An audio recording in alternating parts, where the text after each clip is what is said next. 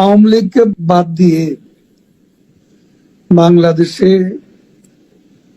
কোনো বিশ্বাসযোগ্য, গ্রহণযোগ্য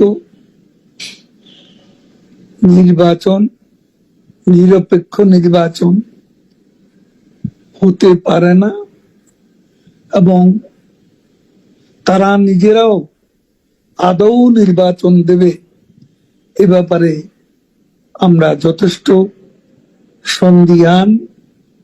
নির্বাচনের নামে আজকে তাদের যে অশুভ অ্যালায়েন্স, এই অ্যালায়েন্সকে নিয়ে তারা আজ সংস্কারের নামে গোটা জাতিকে বিভ্রান্ত করছে।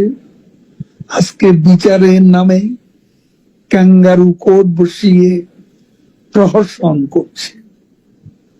এই ধারা আমরা গুড়িয়ে দেব এবং এর বিরুদ্ধে আমাদের প্রতিরোধ চলবে। বাংলাদেশের আজ 50%-এরও বেশি ভোটার যে দলের সমর্থক এবং দিনে দিনে